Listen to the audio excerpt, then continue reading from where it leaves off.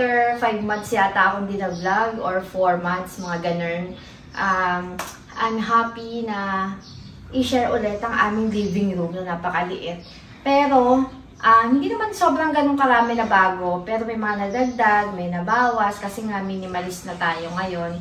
And, long time no see, no vlog. Ang dami nagtatanong. Actually, muntik na akong i-consider ko na mag-stop na talaga totally. Kasi nga, aside sa nawala ang aking partner na si Sedi, usually dapat nandito yan. Nakakasad lang kasi mag 1 year na siya sa June 30 na nawala.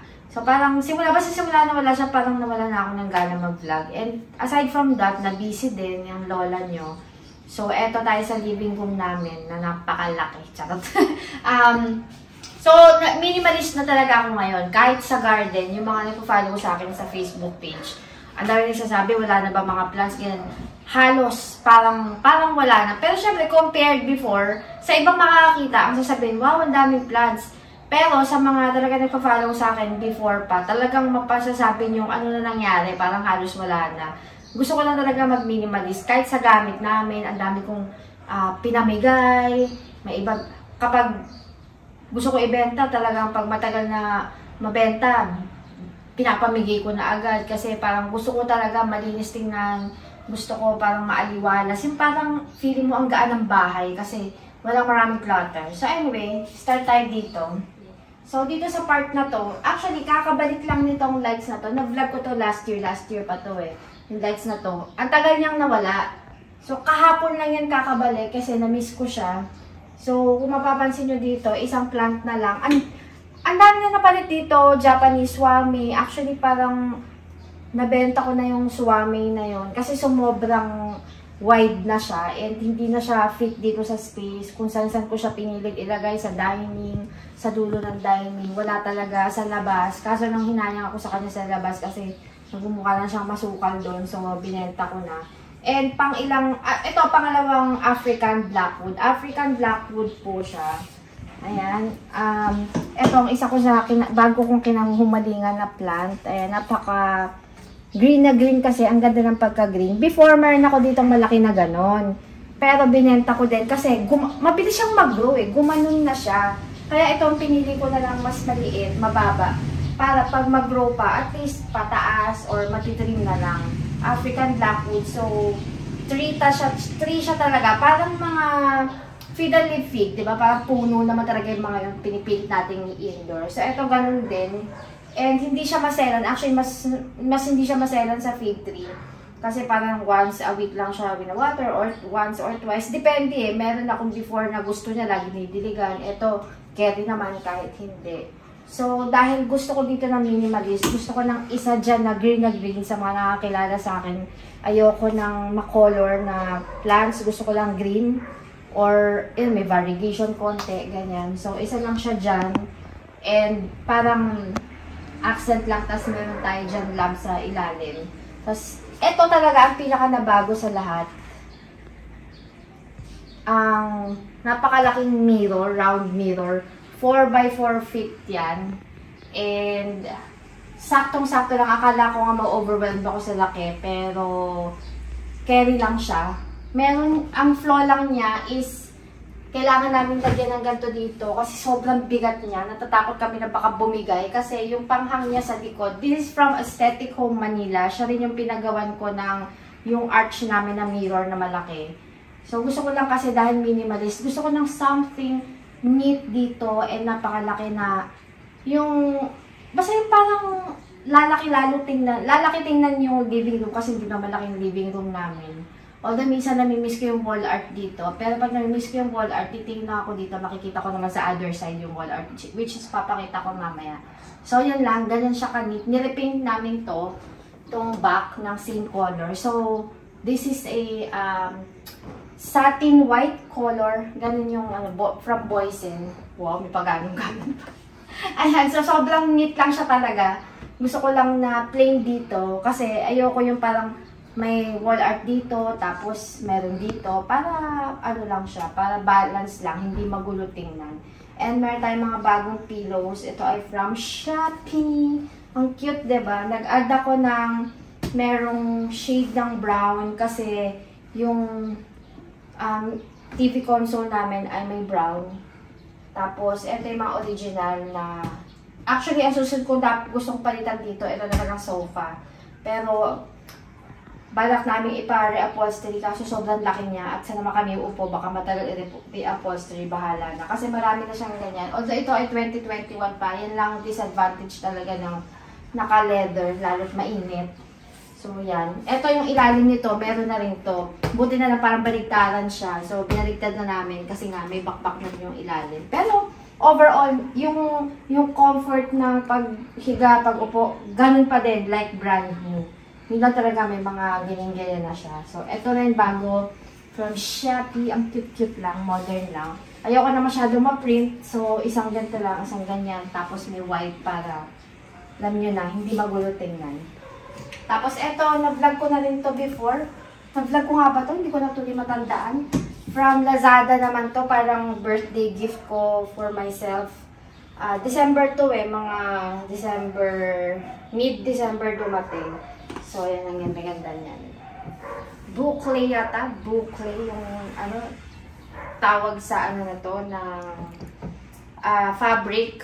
Parang hindi siya ako madumi na, pero dumihin, parang gano'n. Pero wala namang umuupo dito. Ang tawag nga nila pa dito ay guest chair dahil guest lang daw umuupo dito.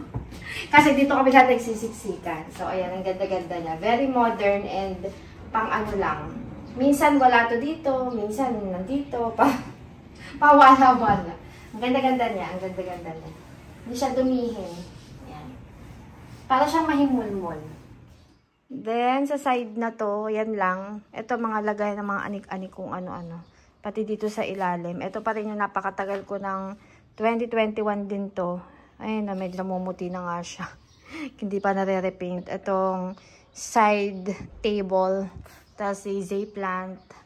Tapos, ayun yung nabili ko na artificial olive tree sa Lazada. Pero wala na doon sa binibilan ko. Pero marami namang kapareho niyan sa Shopee or Lazada. So, dahil nga tag-ulan na ngayon at nagmo-moist na ang bahay, nagpuputi na ang aming hagdan na lagi naman namin yan nire-repaint kung mapapansin nyo. Kasi matte yung pintura. Sa video, parang napakasagwa niya kasi halatang-halatang pagka-white. Pero sa personal, hindi naman ganyan yan. Tolerable naman. Ayan o, eto, tulad nito, hindi masyado. Basta parang napapansin ko na gaganyan yan kapag malamig ang panahon. So, i-repaint lang, ganon. Pagka mga pa-bare months, pag nagtatag-ulan na, ganyan siya. So, sa part na to, ayan, yung dalawa na yan. Alam ko na vlog ko na yan before. At eto na yung wall art. Dito namin nilagay. Ayan, para pag nagpipicture dito, maganda rin tingnan. Tapos eto, yung trigona, na matured at putok na putok. Ayan, dito ko siya nilagay para minimalist din. Minsan, ang nilalagay ko dyan ay kapareho din nung African Blackwood na lush dito. Pag ayoko ng mataas dyan, pag gusto ko ng mas mag-green na green, yun ang nilalagay ko dyan. Tapos, eto yung sinasabi kong parang brown na shade na ginaya, kaya meron kaming brown doon. Kaya para something, masyadong plain, masyadong malungkot naman pag puro black and white lang. Tapos ito pa rin yung aming marble table na favorite ni Sedi. Dito lagi humihiga si Sedi kasi malamig yan. And, nakakatawa, ito yung, meron akong dalawang side table na ganyan, magkaiba yung height from Lazada. Nasira ni Rafa yung ibabaw. Inupuan niya kasi, so tumabingi. So, naisip kong gawing display na lang, yan. And then, ito yung kamay, mahiwagang kamay na naghahawak ng mga coins. Tapos, yan. So, ganyan lang po simple ang aming living room. So, ito pala, yung isa sa bago din. Itong chandelier na to from Lazada ba to o Shopee? Tatry ko ilagay yung link or mag-comment na lang kayo para sa link. Magastos lang to sa kuryente at sa ilaw. Kasi ang kasamang light bulbs nito ay, siya yung kakaibang bulb yung parang pinipin na ganon. Parang 6 watts lang ata or 3 watts per bulb. Ngayon, mahina siya, ang dilim. Sanay kami sa maliwanag. So, binilan namin ng 9 watts each. So, ilan yan? Ganon kagastos yung ilaw na to at ganon kadami yung binili ko. Magkano yung per bulb na ganon?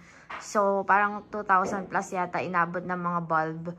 And tricolor. So, ang ginawa na lang namin, yung iba, ginawa pa rin namin yellow para may warm white, para may timpla, parang ganon.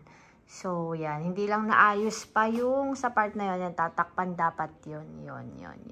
Kasi, parang, alam nyo na, sa dami ng actually, pangalawang palit pa lang to ever since nag-vlog. Hindi pa namin to pinalitan ng iba. Ito pa lang. Tinesting lang kasi, basta. Merong mali yung sa pinadala sa amin at dapat may takip yun, 'di ba, sa pagganon. So mali kaysa ibalik pa, parang gagawan na lang siya ng paraan. So ayun guys, ang mga nabago dito sa living room, for me sobrang minimalist niya talaga kasi before, 'di ba, ang dami-daming mga decor dito, mga kuno-anong pati mga mga stand na tag dito, pina-custom made namin, yung dalawang mataas, wala na lahat yon na kaninang V na. Ay, hindi. Yung isa pala kay Ninang V, yung dalawa, hindi ko alam saan napunta. Hindi ko sure kung dalawa ba napunta kay Ninang V. Thank you, Ninang V. And get well soon kung ikaw ay nag-heartburn and acid reflux pa. So, actually, kakaano ko lang din. Medyo bumabalik-balik yung sakit ko sa tiyan. Kasi nga, parang lately, laging puyat. Ayan. And sinusulit namin yung mga everyday laging milakad kasi malapit na magpasukan. Sa August 7 pa yung pasukan ni Rafa. So, ano pa ba ang nabago? Tinarek ako ng asawa ko sa July pala. O nga, July 7 ang pasukan nila Rafa. So, next kong iba-vlog, itatry ko pagka naalis na yung mga binibenta ko na plants sa garden para mas kita nyo talaga yung pagiging maluwag. Kasi kahit yung ibang mga bisita namin na nagpupunta dito, akala mo daming bisita. Naninibago na kasi nga before, di ba, parang jungle type na. So, like yung sinasabi, siguro parang naumay ako. Parang gusto mong huminga. Pag nakikita ko naman yung mga before pictures, parang, ay, nakakamiss. Pero ngayon, parang enough naman. Parang maaliwalas pa rin, di ba? Tsaka kasi si Rafa nagbabike dito sa loob.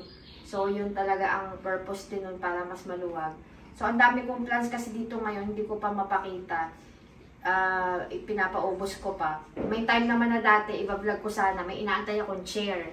So, walang chair sa garden. So, ngayon lang yung, sabi ko, sige, pag naubos itong mga plants na to, baka by this month, So, nagbabalik kasi ako sa pagsasell ng plants. Nagbalik. Actually, nung Feb, nag-start ulit ako mag-sell ng plants. Pero, hindi ako nagla-live. Pinupost ko lang. And, medyo hindi sila yung mga maliliit na plants. Medyo mga big plants. Yung nga, African Blackwood, Lucky Chinese Perfume. Usually yun. Or Japanese Wame. Yun yung mga plants na, yun lang. Mga 3, 3 or 5 na klase lang. Tapos, marketplace ko lang sila pinupost. Kasi ayokong, parang ano ko lang sila. Parang pag may gusto kong bili, ay sinasabay ko sila. Yun, doon nag-start yun ulit eh. May binili akong Japanese Wame, tapos naisip ko na sayang naman yung shipping, tapos dami pinapakita ng supplier na maganda. So, naisip ko lang na, sige na nga. So, ayun, alam niyo na, raketera ang lola nyo. And, ano pa ba? Yun lang. Baka nga mamaya, may iba na to dito. Kasi, actually, kaya ko vinlog, may gusto akong baguhin ulit. Kaso, eto yung gusto kong i-share sa inyo na setup. Kasi, ito yung alam ko na pinaka-minimalist na naayos. So, mamaya, may iibahin akong ayos ng konti lang. Para sa plants lang naman mag-iiba. So, sabi ko, sige, i-vlog ko na nga para makita nyo na eto na yung lagay ng panahon. Eto na yung lagay ng living room ngayon. Tapos, madami lang talagang sa lighting, may mga nabago. Tsaka ito nga na lights namin. Nung start to, nabago yung chandelier, naninibago kami. Kasi before, yung malalaking bulb talaga, yung regular bulb, yun yung gamit namin. Pero ngayon, dahil ito, hanggang sa nag-adjust na lang kami na, nasanay na kami na medyo dim yung lights. So, yun lang.